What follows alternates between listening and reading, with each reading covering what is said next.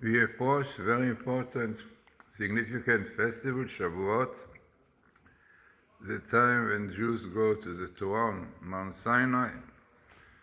So what we are going to speak now on those days, which are preparation about the deep meaning really of the day, what the meaning Shavuot. Shvuoth is amazing that in Hebrew you say Chag Shavuot, Shavuot. Someone in other, Shvuoth, Shvuoth. Basically, those two words represent what is Shavuot, because the name Shavuot, which is the culmination of the 7 weeks of counting the Omer, also alludes to the Shvuot, the oath, which the Jewish people swore to God. This exists between God and Israel, as according is really what Rab Chaim ben Attar, or Chaim says, that the two oaths were made in this holiday of Shavuot. One, God swore that he will never exchange us for another nation, and two, we vowed never to forsake him for a foreign God.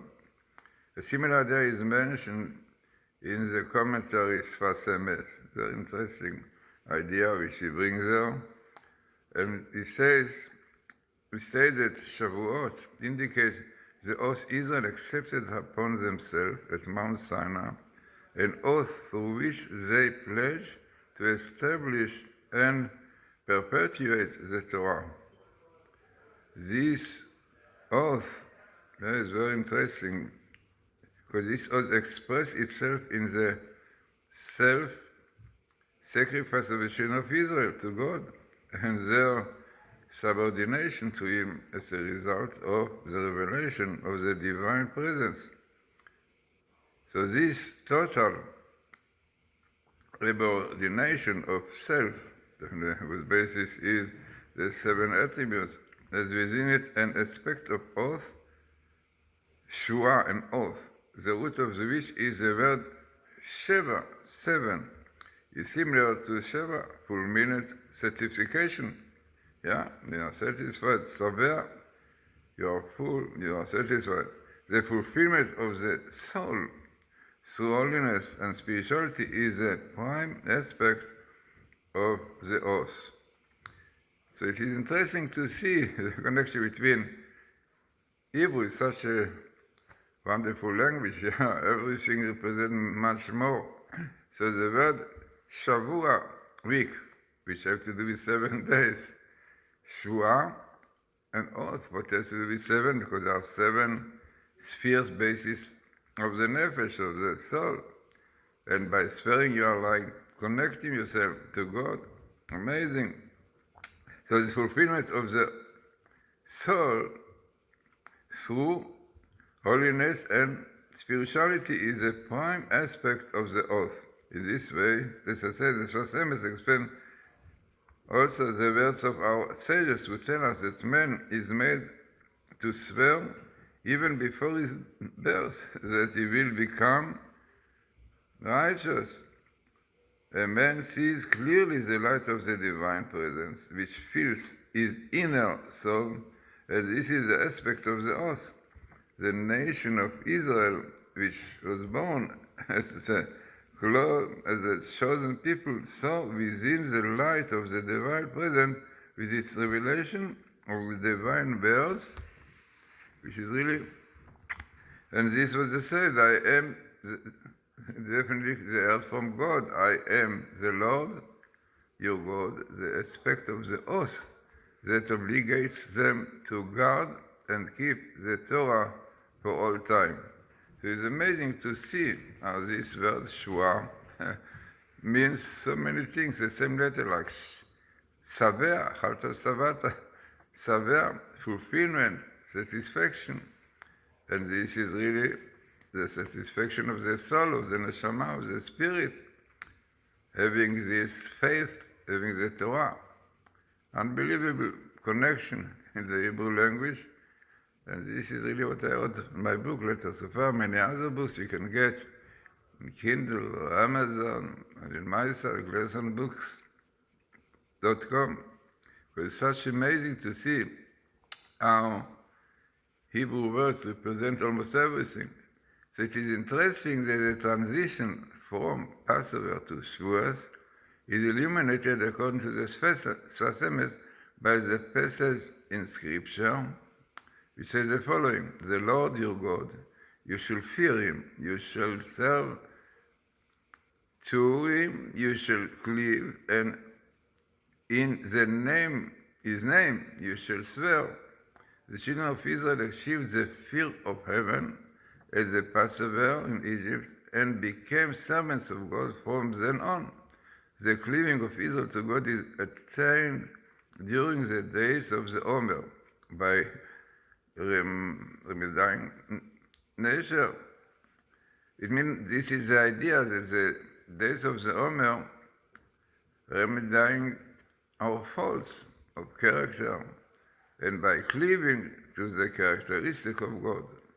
Then with Shavuot, Israel vows answering loyalty to the Torah, which is comprised of all names of God, thereby allowing the Jewish soul to unite with and dissolve into its source, wherein lie the seven attributes. The seven attributes, it always speak about it, like chesed, loving kindness, first week of the Omer, and strength, then tiferet, harmony, eternity, netzach, od, glory, foundation, kingdom, because this is really basically part of the seven forefathers, Abraham, Isaac, Jacob, Moshe, Aaron, Moshe, Joseph, and David. So this is really what Shavuot is. So then, as we said, this is what we come to, and this is really the oath which Israel swore at Mount Sinai, contain also an aspect of witnesses, testimonies, since, according to the Sfat Emes, the children of Israel were appointed as witnesses to, as is written, to the receiving of the Torah, the existence of the Creator, and definitely to God's supervision of the world. So this is clearly connected with the oath Shvuoth, and also with the Shavuot, with the 7 weeks. It is customary to study the Gemara tractate of Sotah on Shvuoth, and the days of the Omer up to Shvuoth, between Passover and Shvuoth, because there are 49 pages in the tractate corresponding to the 49 days of the counting of the Omer.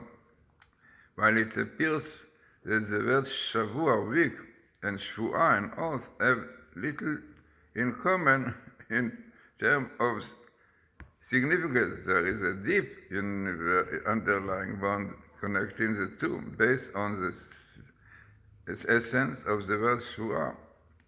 Our mystical literature tells us that the element of the oath is dependence upon the 7 holy attributes, by way of the 7 attributes of man. These 7 attributes of man acquire the holy nature of an oath during the 7 weeks of the Omer, which weeks sanctify each of these 7 attributes. Thus, the attribute of man become sanctified and dedicated to God and His Torah. This is definitely the main idea of counting the Omer, preparing ourselves for the acceptance of the Torah. So, as we see clearly how much is behind the word Shavuot here. Yeah, you say Shavuot or today Shavuot, but then you should know when you say Shavuot or Shvuot, is much inside, deeper. Shavuot, unlike the other holidays, is not connected with a particular date. It is known.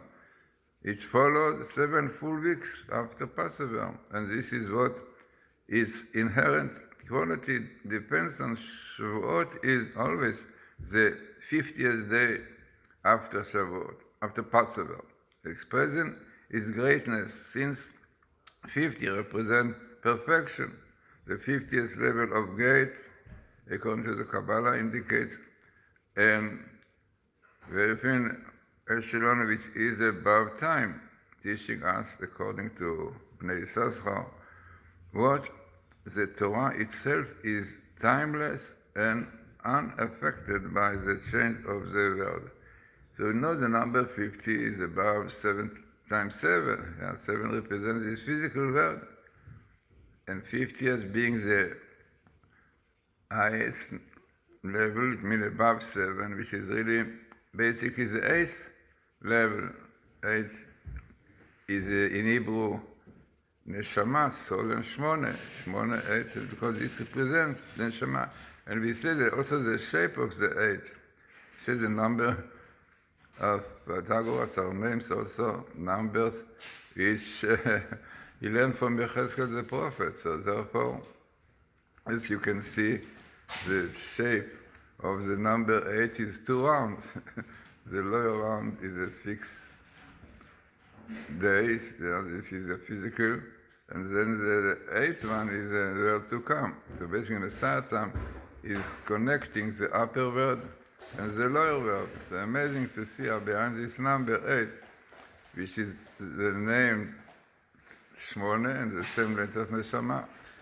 So this is exactly what Shavuot is, the 50th day, which is basically, as we said, 50 represents the number above 49, 7 times 7. So this is really the number 8, representing the Neshama, the soul, and this is what is Shavuot. And definitely the idea of getting the Torah written and oral have to do with it, because the letters Shmone and Neshama also are Mishnah. This is a custom that we learn Mishnah, oral Torah, for the departed person. According to our honored sages, that everyone should indulge in the pleasures of food and drink on this day of assembly, because any festival of assembly represents holiness and sanctification of the material world. So our mystical books state that the festivals which have been instituted by the sages over time became of light radiating from the festivals appearing in the Torah.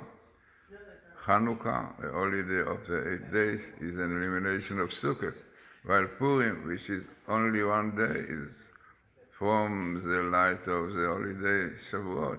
Passover, which is a holiday of redemption upon Egypt, will have its illumination in the future with a final redemption. May it come speedily in our time. Purim, as the illumination stemming from Shavuot, is seen in the similar content of these 2 holidays, the appropriate of Torah, the acceptance of Torah on Purim. Very important to know that on Purim the Jews profess faith in the Torah and establish it as their law. The rabbis tell us that this was done out of love. On Shavuot, the Jews accepted the Torah out of fear.